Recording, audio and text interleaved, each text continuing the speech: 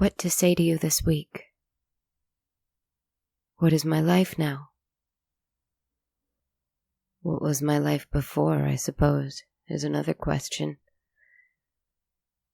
Before this other person was in my life. He doesn't insist on togetherness all of the time, which is good. In fact, we spend a fair deal of time apart. He is not possessive. He does not impose. He is trying not to indulge in his worst, most pressing desire. He is trying not to kill. He is trying, as I have, to walk in your world not as a threat, but a part of it.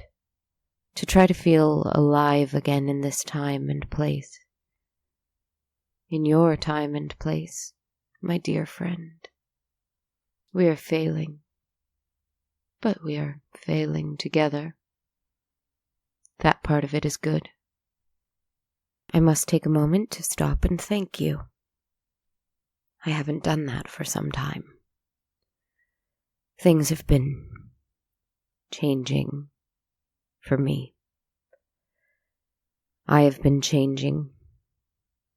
My life, whatever it is worth, has been changing and slipping through my grasp, along with any control over it I had before. But you have been there, listening, quiet and constant. Thank you. But he is here again, and I don't know what he wants or what he expects. Well, to be honest, he is not here right now. It is just you and I. I told him that I must continue my podcast. I must continue to speak to my friends. At first he was hurt and confused. After all, did I not begin this because I was lonely? Because I wanted to reach out and connect with someone, something? Do I not have that now?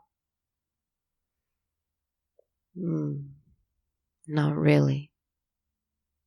Not always. He is here, and he is not, my dark stranger. And how do I know that he won't go away again? For how long next time? How long will you leave me alone to sit and cry and long for company? How do I know that it won't be forever next time? And how do I forgive you for what you've done to me? For what you've done to those I've known? I once promised someone that I would find you, you see. That I would catch you. Why do I feel as though you've caught me? I can't help but feel trapped, my friends. And yet while I'm trapped here, I feel, even still, alone. Can you find me? Can you find me, my friends? Would you want to? I asked him if he loves me. I know that I am his beloved, that he treasures me more than anything. I know this, I said, and then repeated. But do you love me? He merely smiled that smile, and he whispered again, beloved. If I left him, would it break his heart? Or am I flattering myself? Is it better to feel lonely by oneself? This is all very melodramatic, I'm afraid. It's time for your story.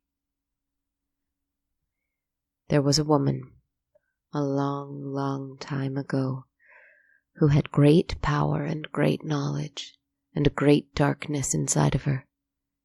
She was wealthy, and she was strong, and she was ruthless. She lived in a beautiful old home, not quite a castle, but not quite a tower in the country, far away from any city with any prying eyes. Her family had lived there with servants and their great fortune, but now she inherited it all, and she dismissed anyone who had ever worked there. She lived there on her own. She had provisions brought for her as she saw fit. She treasured her solitude, for she despised other people. They were cruel, they were crass, and they were unintelligent. She had no time for them. She never had before. She loved the empty halls of her beautiful stronghold. She adored her beautiful treasures. She cherished the silence in the halls, or the sound of her own footsteps, her own whispers in the darkness. Or at least, she thought she did. But eventually, after years and years of living alone in her family's house, after they had all left her or passed away, she was shocked and infuriated to find herself weeping in bed at night at the emptiness of her home, and the silence, and the solitude. For though she loved it more than people, she still found herself lonesome. How do I put this? I have told you of witches I have known in the past, of wise, powerful women who used their knowledge and their skills to help people or bring about justice, or to protect themselves, or at the very least, to not hurt anyone. But this woman, she was different. She knew many dark, terrible things.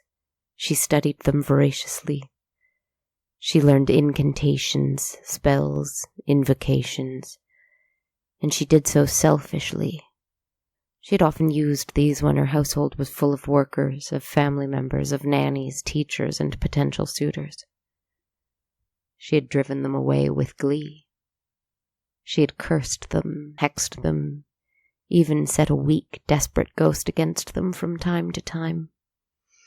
She didn't want to share her great fortune. She didn't want to be told how to use it.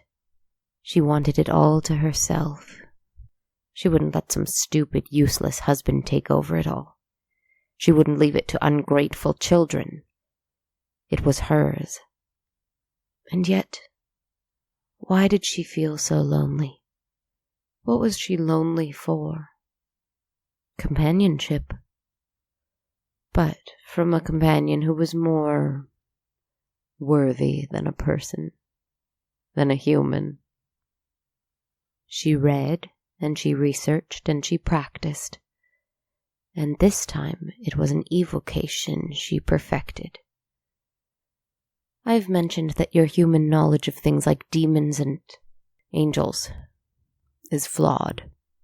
It is overly black and white. Dare I say that your knowledge of good and evil is confused as well?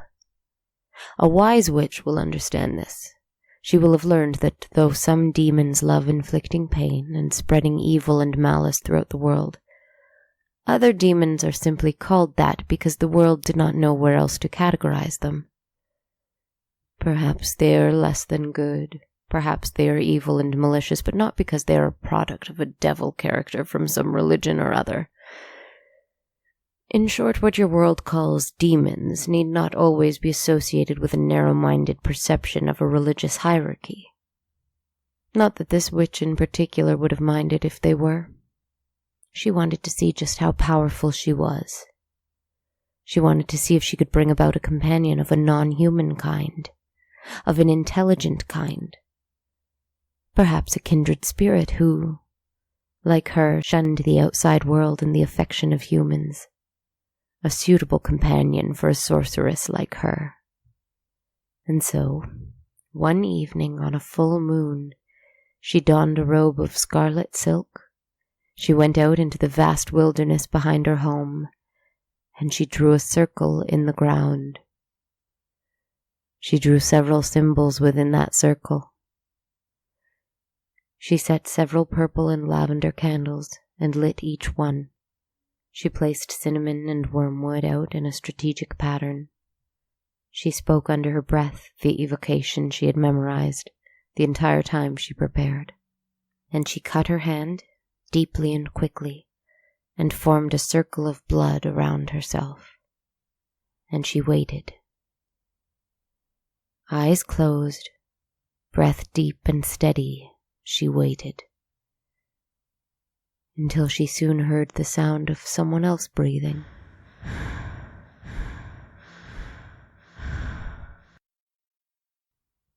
she opened her eyes.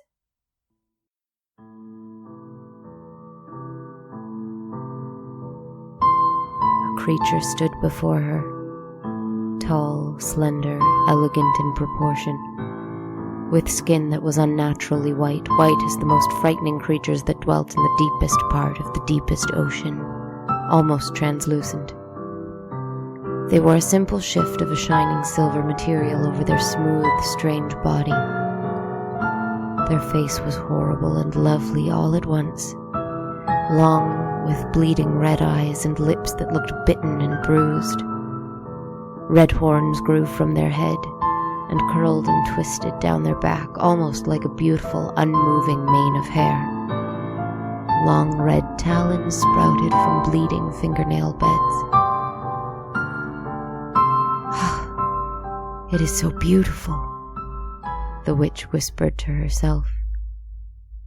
The demon inhaled sharply. "Do not bring me here to you and immediately insult me. You summoned me. You know my name. You may use it." It had a lovely, strange, and terrifying voice, strong and commanding. "Let me apologize," the witch said, and she bowed deeply to her new companion. "We have so much to share, you and I." The demon looked the woman up and down, their expression unchanging. "Lead the way, then." The witch spent the next 2 days locked up in the home with her companion, too excited to sleep. "The things we can accomplish," she said. She wanted to try so many more spells, learn so many new things. A passion had awoken in her, a desire to acquire more and more power and knowledge. That she had done this thing, that she had brought into the world this beautiful and horrible creature, it was incredible. When the woman finally slept, the creature wandered the halls of the home by themselves. Alone they walked, one 3-toed clawed foot after the other, looking at the paintings of this woman's family. A large, beautiful family, wealthy and wanting for nothing, but with an unhappy, angry daughter as the focal point in each portrait. They walked through beautiful rooms adorned with ivory and gold, and saw beautiful things that they could only have dreamt of before now. A golden harp here, a marble statue there, a luxurious bed here, a magnificent dining table there. They sensed joy that had been felt here once, but very, very long ago, long past. And they sensed discontent and greed, much more recent.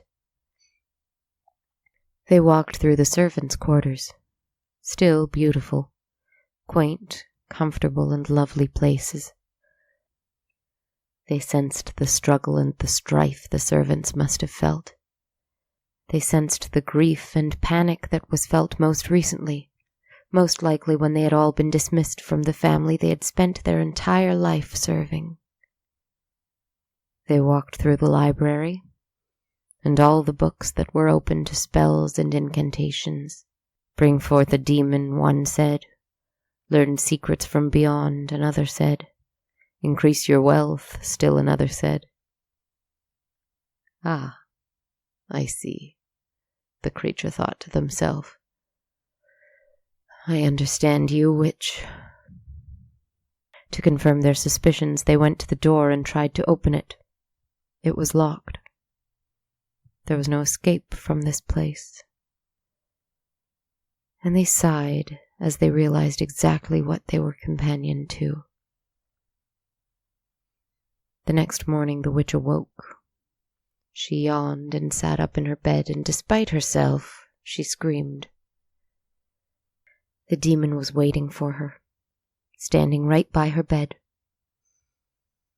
"What would you have me do, mistress?" they asked. And the witch rose, and she thought of some tasks for the two of them to do together. She taught the demon about the herbs in the garden, and how much of each she preferred to have on hand at all times. The demon, after being instructed to, told stories of their harrowed past and divulged secrets of the world from which they came. Day after day passed with menial task after menial task, and the woman found herself entranced with this red and white demon before her. Their dark and emotionless voice, their deep and fathomless eyes, their unknowable storage of knowledge of secret things, their elegance and poise, and the distance they carried themselves with. Everyone else had doted on her, you see. Everyone else wanted her for her beauty, or intelligence, or wealth. This demon did not want her at all. And it was entrancing, charming, and alluring. Weeks passed with this strange friendship, if one could call it that. The witch would dictate what they would do each day, but mostly she found herself living her life as usual, but having a lovely, strange companion with her to do it with. And she loved this. The demon would walk the halls alone at night, having no need of sleep, and they would read stories. Stories about humanity, human nature, love, loss, loneliness. Facts about different places all across the world. Beautiful different places than this, with different people who had different wants and needs than this strange, hard woman the demon found themselves living with currently. And their curiosity for the outside world, for the wide buffet of human life, personality, and passion that the world had to offer, grew and grew. And one day the demon asked once again, "What would you have me do, mistress? Why have you summoned me here? I have not performed any service for you as of yet. I have taught you much, and you have taught me some, but you have had no task for me." The woman was taken aback. She thought for some time on it, and she replied, "I did not summon you so that you could perform errands for me, or parlor tricks, or anything like that. And I have no desire for you to do that now. You see, we've been companions this past while, and I find now that I love you. Completely, utterly, and devotedly." The demon narrowed their eyes at her. "Perhaps you do. But I sense that when you summoned me, you would have loved me no matter what I was." The woman almost frantically went to her companion. "Perhaps, I can't say for sure, but I find that now that I have you, I do love you. Isn't that what's important?" The demon exhaled deeply. "This is not the bargain we entered into. You summoned me by my name to be your servant. I have come, but you cannot command me to love you in return. That's not how this works, mortal." The woman was afraid, sad, and desperate. "But you must love me. I've spurned everyone else in my life, for they were no match for me, no fitting companion for someone like me. But you are." The demons shook their head. "I am no match for you. You are not like me." And they stood tall, suddenly seeming so much more large and imposing than ever before. "If you have no practical need of me, then you must release me. I am not a pet woman. I am what I am, and you, with all your wisdom and your study and your magic, ought to have known that when you called me." The woman was mad now with longing and fury. "You are mine," she cried. "You would not be here without me. You are ungrateful and cold as ice."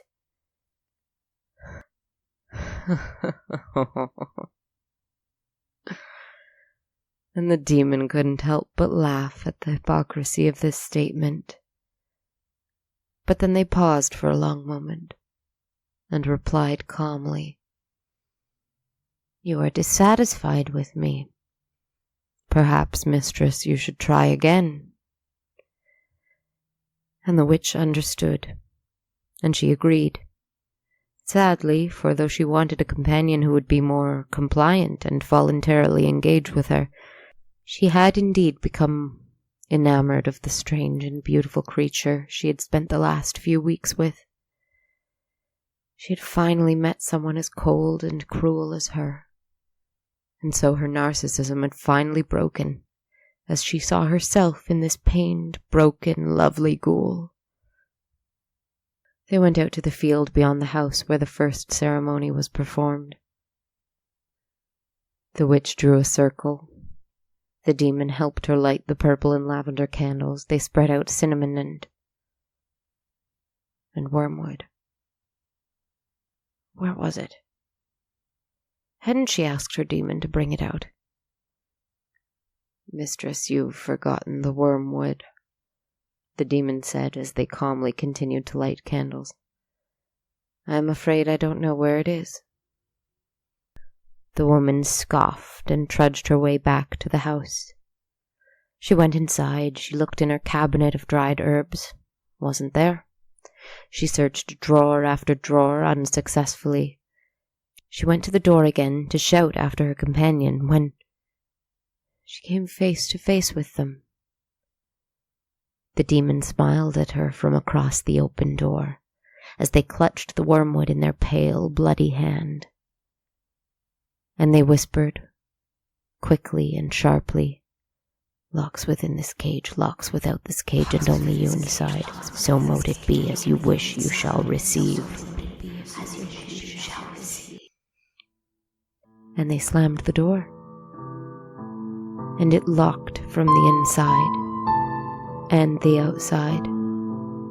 And the demons stretched their delicate white shoulder blades in the moonlight, and their long, lovely neck, and they walked into the woods, even as the witch screamed and cried and swore and begged for mercy from within the house, that no one would ever enter, ever again, and no one would ever leave.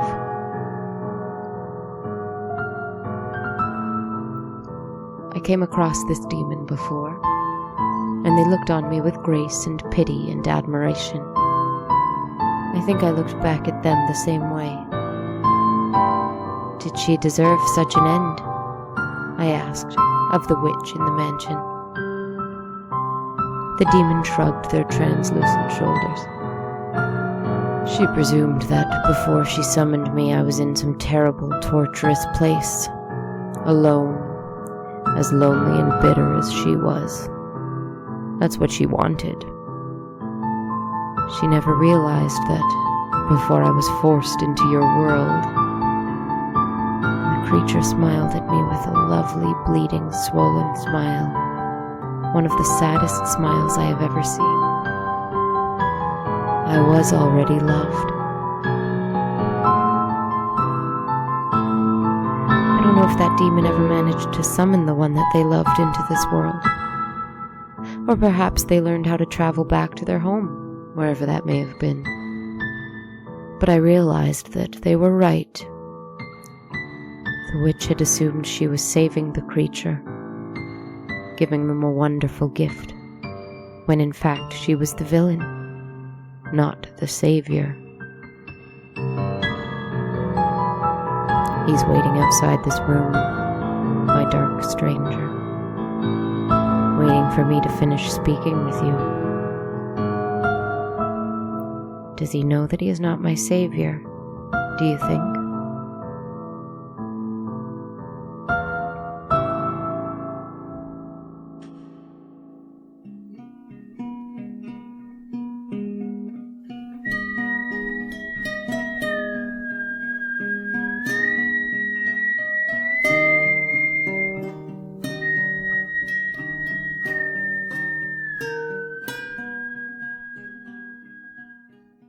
Hello friends, thanks so much for listening. Once again, I'm Kristen Zaza, and this has been episode 20 of On a Dark Cold Night. I can't believe it's been 20 episodes already. Can you? Leapin' lizards. This week, I have a new review I wanted to share with you. This is a 5-star review from a user named Drabe Lincoln, or is it Dr. Abe Lincoln? I'm not sure.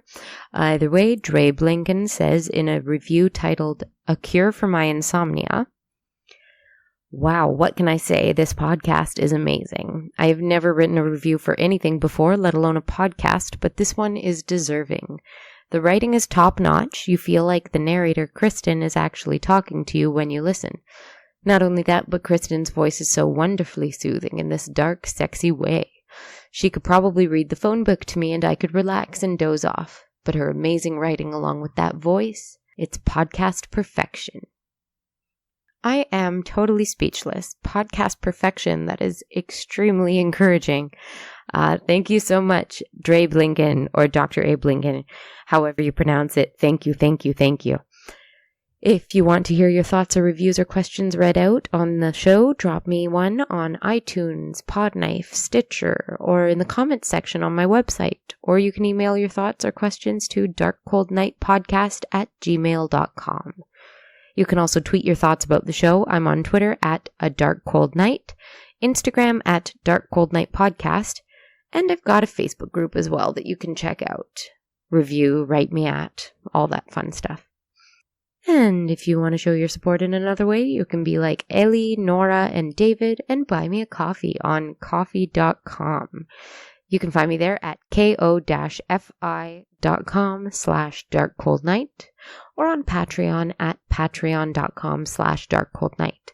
Any little bit helps, as I'm sure you know, a lot of time and effort and love goes into making a podcast, so any support is really, really appreciated.